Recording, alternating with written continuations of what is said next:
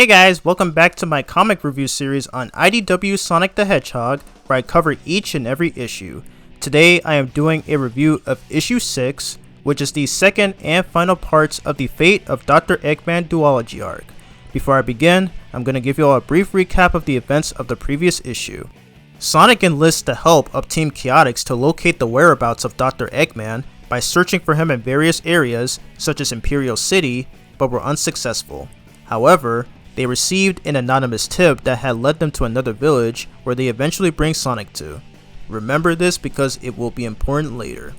They find Eggman, now renamed Mr. Tinker, who strangely enough behaves like an entirely different person after suffering from amnesia. Both the Chaotix and the villagers had interrogated and tested him for a couple of days, but the former doctor does not remember anything of his past actions.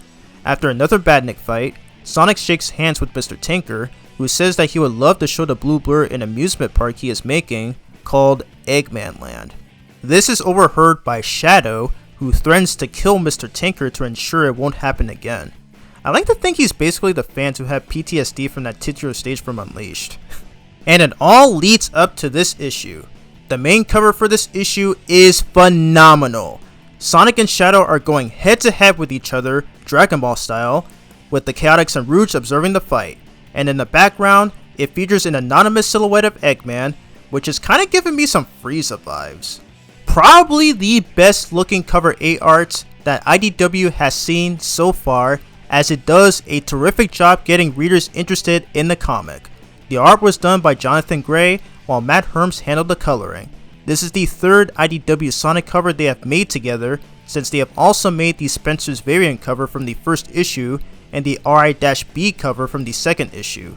I really love Jonathan's art style, and I think he really peaked with this one. We pick up where the last issue left off, as Shadow stands before Sonic, the Chaotix, and as the comic tells us, the reformed Dr. Eggman. Sonic tries to explain the situation to them, but Rouge says otherwise and reminds the Blue Blur how persistent Shadow can be. Sonic then further tries to elaborate that Eggman had completely lost his memory and is not the mad scientist they once knew. Mr. Tinker chimes in to tell Shadow that the guy he is looking for apparently looks identical to him and claims that he is the friendly neighborhood handyman. Of course, Shadow, being the arrogant edgelord that he is, ignores this and says that one suffering from amnesia does not make them any less dangerous. He attempts to approach Eggman, but is stopped by Sonic each time. Frustrated by this, Shadow tries to shove him out of the way, but Sonic responds by grabbing Shadow's arm and pinning him towards a wall. This leads to a fight as they begin to dash across the town, with Mr. Tinker basically saying, "I knew I shouldn't have gotten out of bed today." As the Chaotix observe the scene, Vector tells his colleagues that they must assist Sonic in battle, but unfortunately for them, they are moving way too fast for any of them to keep up, although SBO says he could, potentially, but considering what happened in the last issue, I think him trying to recover is a reasonable excuse. Charmy wonders what they should do instead, and Vector turns to Rouge and puts the blame on her for this. And here comes the twist.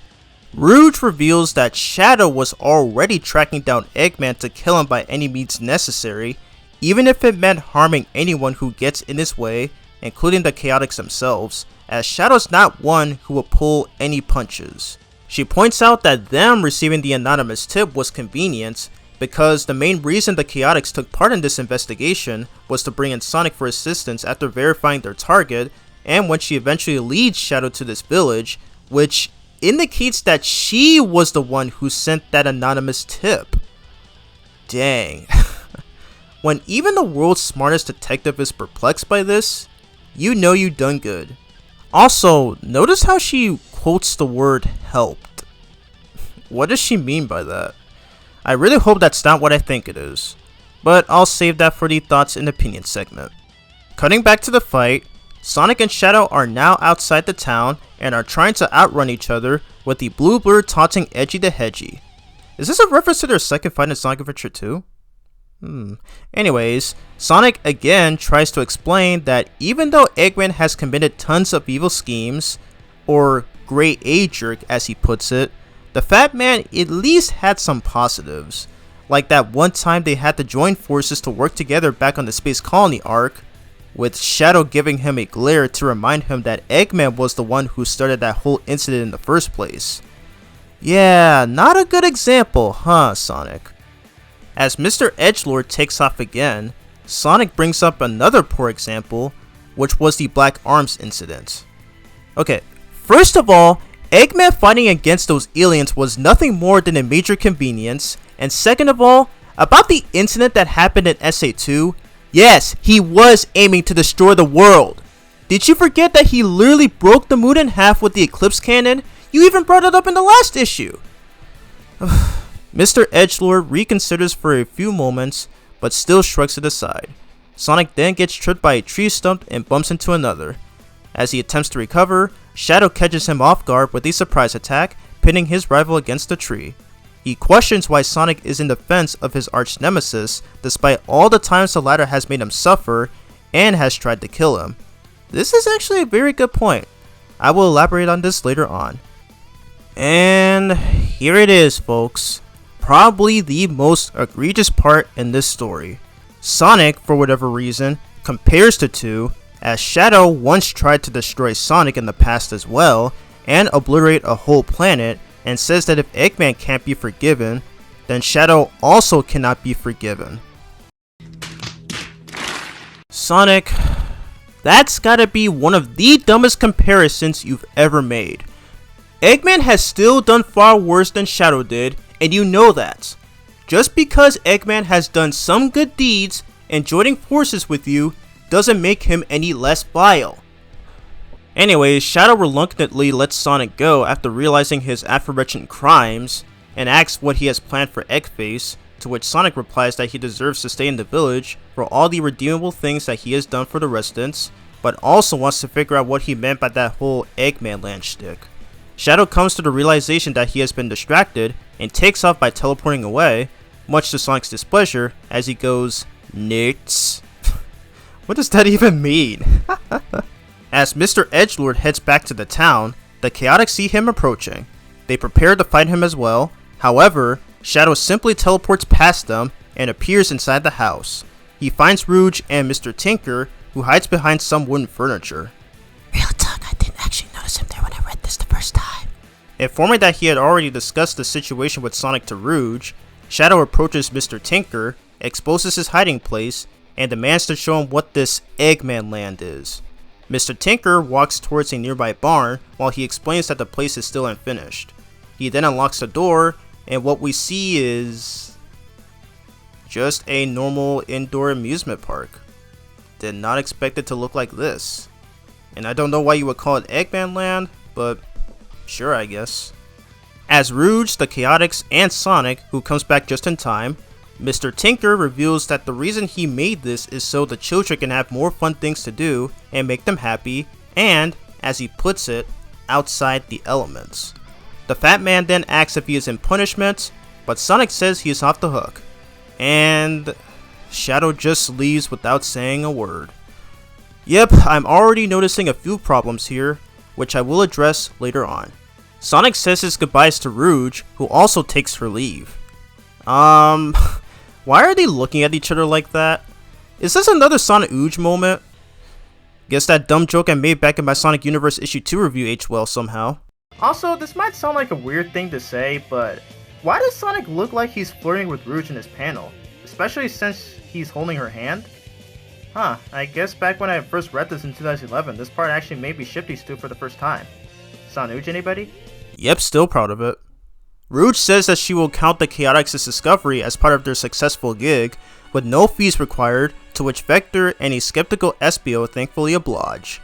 Afterwards, Sonic asks Mr. Tinker how the latter came up with the word Eggman Land, and Mr. Tinker says that he thought it was some sort of a nonsense thing that he believes the children would still enjoy regardless. Sonic thinks to himself that if this is still legit, or could be a sign that Eggman might have some of his memories back, or lack thereof. And of course, in your typical main protagonist fashion, Sonic fully gains the trust of this new amnesiac Eggman and promises he will stop by from time to time. Meanwhile, at the Eggman themed base, Orbon mentions to the mysterious figure that the flotillas, meaning a fleet of ships, are currently heading into position. The mysterious figure finally reveals himself as he stands up from his chair. He is revealed to be... What? Didn't we just see him back at that village a few seconds ago? Is there another Eggman? A copycat? A clone? His relative? Or someone impersonating him? This doesn't make any sense. You made us wait 5 issues for this? Goodness. But I guess we'll have to find out what happens next. So that's the end of the issue story. Pretty interesting conclusion to the fate of Dr. Eggman's story arc, although there are still 2 more issues in which the graphic novel also considers to be a part of the saga, despite the fact that we know Eggman is alive and well in the form of being amnesiac. So as always with these reviews, let's talk about the highlights. Tracy Yardley once again takes charge in handling the art style, while Gemma Mass, Sean Lee, and Matt Herms handle the inking, lettering, and colors respectively. The characters are still designed and drawn very impressively, the expressions are still golden, the details are still nice and at other times pretty amusing, and the action scenes are still pleasantly enjoyable. Pretty fitting idea to keep this art style, as this takes place directly after the previous issue. There are still some oddities with the art style, like how some characters are shown from a faraway perspective, but nonetheless, I enjoyed Tracy's work on his own designs for these characters. Nothing more to say on what I already said about issue 5. Second highlight is Mr. Edgy the Hedgie himself, Shadow the Hedgehog. Got a lot of things to say about him this time, since I didn't really talk about him often since he only showed up once in the last issue. So we all know that Shadow is one of the most popular characters in the Sonic franchise, ever since his first appearance in Sonic Adventure 2 back in 2001. Originally, he was meant to only have a one-time appearance in this game, as he seemingly dies after successfully saving the Earth, along with Sonic, from the final hazard. Due to his popularity among the fans, somebody at Sonic Team, that being Takashi Iizuka, decided to revive and bring him back into the series and keep him as part of the main cast of characters for as long as the franchise continues, which led to him appearing in Sonic X and other various media. Since then, he has gained an immense amount of positive reception, even more than before, and it still stands true to this day. However, personality-wise, he has also gone through a lot of regression in recent years, notably since the 2010s era, and, much like Amy and Knuckles, is also one of the most misunderstood characters in the series. People often view Shadow as someone who is a massive edgelord boner, who would say stuff like, "Where's that damn 4th Chaos Emerald?" Or, "You're going straight to hell," or, "This is like taking candy from a baby, which is fine by me." However, those people tend to forget that this kind of characterization is not exactly who and what he is. You have Sonic 06, where despite that game's story being inconsistent and fundamentally flawed, one of the only things that it gets right is Shadow's character. He meant what he said in the final cutscene of his own standalone game, as he was no longer an edgelord, doesn't immediately act without thinking first, and no longer tries to prove himself to be better than Sonic, or anyone else for that matter. He was more mature, willing to help others such as his team, Gun, who he works for, or formerly worked for since all the games that came after Sonic Unleashed lack human characters besides Eggman, and including Sonic, who he is on good terms with. We even get an awesome cutscene at the end where he removes his inhibitor rings and plows through all the Mephiles clones. Still one of the best Shadow moments in any piece of Sonic media. Another great example of Shadow being greatly written, in which I'm utterly shocked that no one ever talks about, is in episode 68 of Sonic X, titled A Revolutionary Tale. In this episode, Shadow meets a woman named Molly, who greatly reminds him of his lost friend, Maria Robotnik, and begins to show attachment to her. Later on in the episode, after she felt disheartened by her comrades willingly giving themselves up to the Metarex, Shadow comes to her aid and helps her stop said Metarex. Shortly after her death at the hands of said Metarex, which is one of the most heartbreaking scenes in any Sonic media, Shadow comes across her grave and mentions that she was not only clinging to the past, she was also trying to see the future, which mirrors the final cutscene of the Shadow game, as well as the events of Sonic 06. This also shows that Shadow deeply cares for others once he gets to know them more, and for as long as he knows they are good people and will gain his trust. Again, I am beyond shocked that nobody ever brings this up because, like the final cutscene of his story in Sonic 06, this is also one of the best Shadow moments in any Sonic media, and the most underrated in the franchise.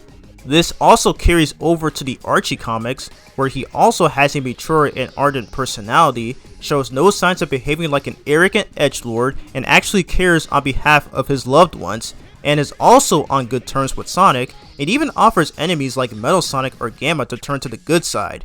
This is how you write Shadow, and this is literally what he is meant to be as a character from this point on.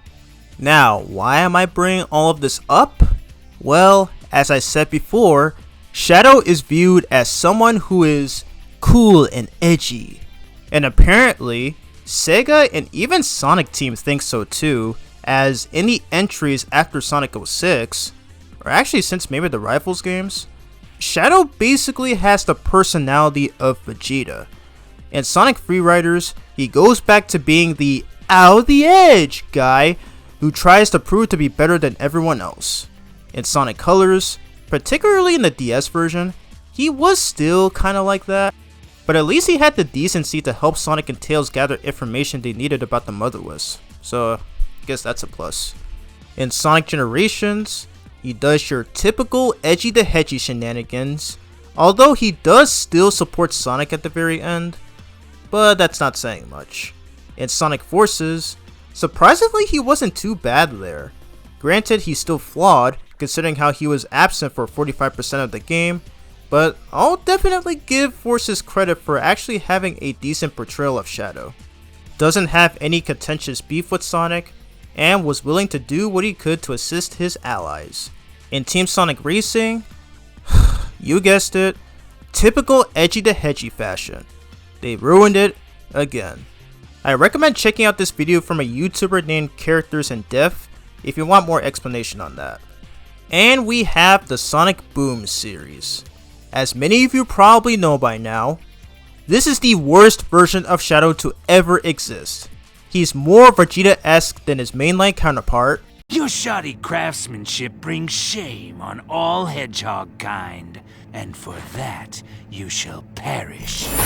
He's still an arrogant edgelord, vastly pugnacious for a majority of his screen time, and for some reason in the final episode, he wants revenge on the whole universe? What the heck, dude? Wow, they really fumbled the ball with him in this series. And the games totally don't help much either, especially Rise of Lyric. It's like they didn't know what to do with him, and it feels like he's used for nothing more than a failed attempt at fan service. And lastly, we have Sonic Prime, which, thank God, the Shadow we know and love is back. Now, to confess, I still haven't finished Sonic Prime yet. Heck, I haven't even finished Season 3 yet. Jeez, I am slacking. Anyways, from what I've seen of Shadow in this series, he is fantastic. He's willing to assist Sonic in the major events occurring, and his voice provided by Ian Hanlon is perfect. Again, this is how you're supposed to write Shadow. It's crazy how Boom couldn't get this right. Also, his dynamic with Sonic is literally one of the best parts in the show. We could have had a Sonic and Shadow show right here, but that's a story for another time. So going back to IDW Shadow, where does that leave him? Well, it's not great. There are already a few issues with his characterization. First off, you can tell that he was clearly jumping into action rather than thinking first. He doesn't listen to Sonic's explanations and eventually picks a needless fight. This is where IDW Sonic fails to get something right, and it may be because of those godforsaken mandates by Sega. While this issue was in production, they actually had several portions of Shadow's lines that were originally going to be added, but for whatever reason, Sonic Team didn't feel that Shadow would not debate or share opinions with others and would just resort to immediately taking action based on what he believes. Wow, we're really doing this again, huh? Those Sega mandates really have to ruin Shadow this badly. Heck, even Ian Flynn is not happy about this result, and he's a fantastic writer. Also, can you lousy Sonic fans stop blaming the guy for any unfortunate writing problems in the comic, and can you stop pinning him as one of the worst Sonic writers? Granted, he's not perfect, but he is still not even close to being a terrible writer as you spouted. You all clearly have bad taste in him, as this shows you believe in cancel culture, and I hate cancel culture. You want someone to blame? Blame Sega and their filthy mandates. But still, the main complaint that I have with this issue's story are just these Sonic and Shadow scenes, as not only Shadow is just too arrogant for his own good, but Sonic himself is also the problem. I'll say this about Shadow though, at least he did have some sort of common sense regarding Eggman's usual antics, but Sonic just unnecessarily compares him to Eggman, acting as if Shadow was just as bad as Eggman, which was never really the case to begin with. Again, this is literally the stupidest and least convincing way to consider a somewhat former villain to be good. You know how Goku gave former enemies like Piccolo and Vegeta second chances, despite the latter two trying to kill him? That's literally what this is.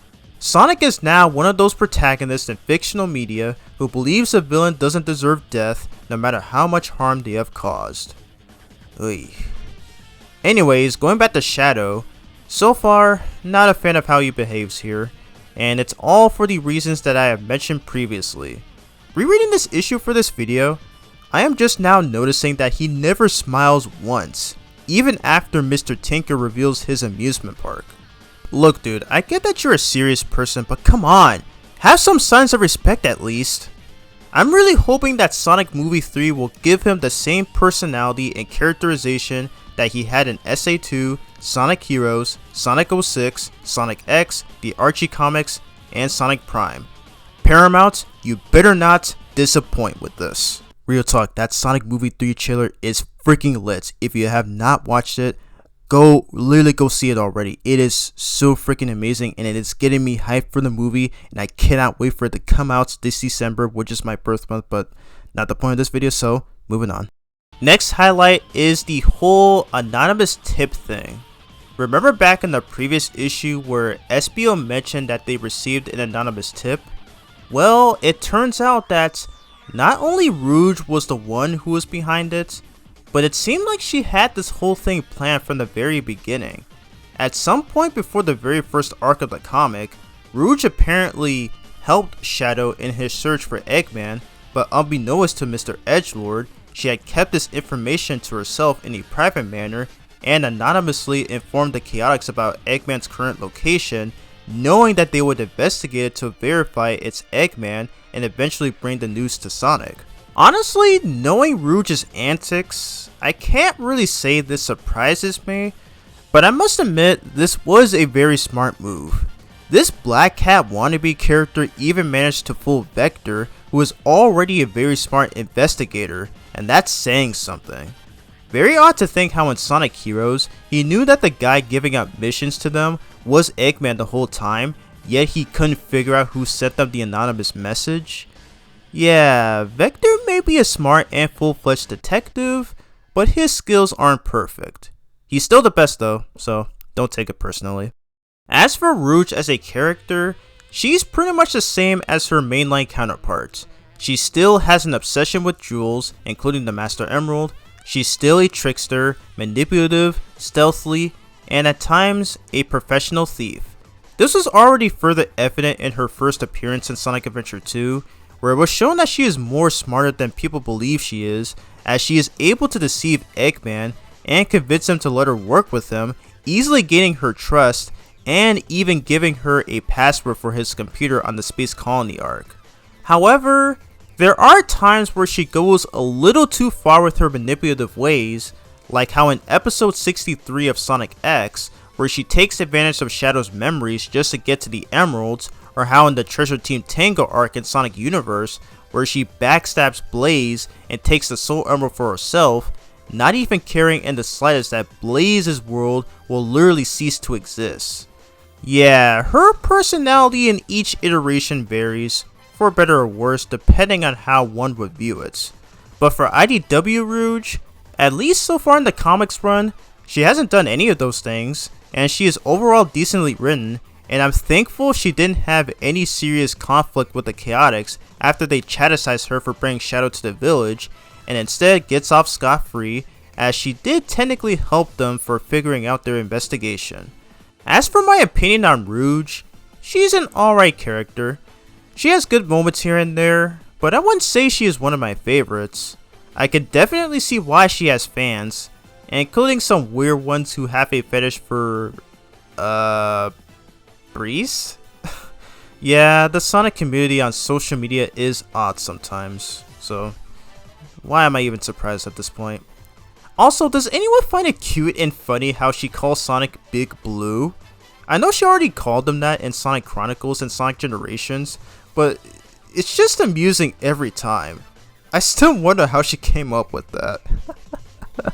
And the last highlight, I guess, is the character introductions, which I did intentionally ignore in the previous review, since this is what Sonic Universe did as well. The reason I'm bringing it up now is because the stylistic choice they use for the fonts is identical to one of the promotional artworks for Sonic Adventure. I didn't catch that when reading this and issue 5 for the first time, but this is definitely an interesting idea to make a reference to. And that's all the highlights I have for this issue story. Not really much to go over here, as it's more or less the same as issue 5, as this is the literal continuation of that issue. The art style is still the same. I already talked about Team Chaotix and the reasons for Eggman surviving his defeat from the ending of Sonic Forces, yada yada yada, so check out my issue 5 review for more details. So for this issue, I'm probably going to give it a 4 out of 10. Yeah, this is probably the lowest score I've ever given to an IDW Sonic issue, and it's mainly because of the Sonic defending Eggman scene, which still doesn't make sense, as well as Shadow's role so far. Still, it's not a terrible story, and I still enjoy it nevertheless. Ian Flynn still did a good job with conveying this plot decently well. And, looking at you Sonic fans on Twitter, stop making false accusations about this guy. Time to talk about the variant covers for this issue. Like the last issue, there are only 2 of them, as this continues the tradition of future issues having only 2 variant covers, which is still unfortunate, but it is what it is. So first off, we have cover B, which I'll say is one of the most enticing ones in the comic, as it features a split screen image of the 2 hedgehogs, displaying Sonic on the left and displaying Shadow on the right, and making almost the same poses. Upon saying this for the first time, the one thing that came up to mind is this old fan-made wallpaper that I remember seeing on a now deleted website that used to have ROM hacks like Sonic Mega Mix that I got to play for the first time, but that's besides the point. This cover also reminds me of the 10th volume of the Sonic Archives graphic novel, where Sonic and his roboticized mecha form are depicted on each side, which by the way was done by Patrick Spaziante. I love that man's work on those covers. As for this variant cover, it was done by Tracy Yardley, his first IDW Sonic cover since cover B from the first issue. I love the glowy effect he used on both characters, as well as the amount of lines to split the 2 up. While not one of the best IDW has to offer, it is still one of the more appealing ones in the series. Next and last one is the RI cover. This one seems like the opposite of issue 5's RI cover, as Eggman has the upper hand this time, grabbing and holding Sonic in place, although Sonic doesn't seem very fazed by Eggman's taunt. I can imagine Eggface saying something like, "Get to loot at this!" As such, by the art style, Nathalie Forgeron has created yet another beautiful masterpiece of a cover, being the 6th variant cover she has made. As always, Nath, keep on cooking with these covers. Out of both of these variant covers, cover B definitely stands out as one of the more coolest ones in the comic, and like the main cover, it does a good job on getting readers invested in checking out the issue. Well, that is if you're even lucky enough to find one with this specific cover. But I do hope to see Tracy Yarley make more covers going forward. So that's the end of my IDW Sonic issue 6 review. It almost continues to show what made IDW Sonic so great, but I'd be lying if I said Shadow's characterization was good in here, but it's not. And that's unfortunately something that IDW failed to get right, but that's a topic for another time. If you made it this far in the video, thank you so much for taking the time to watch this whole review. Next time we'll be taking a look at issue 7, which, going by this cover, looks like we're finally going to see who the actual mysterious character is after all this time. Very excited to get into this one. Anyways, thank you all for watching. I'm Bronze75, and I hope you enjoyed the review.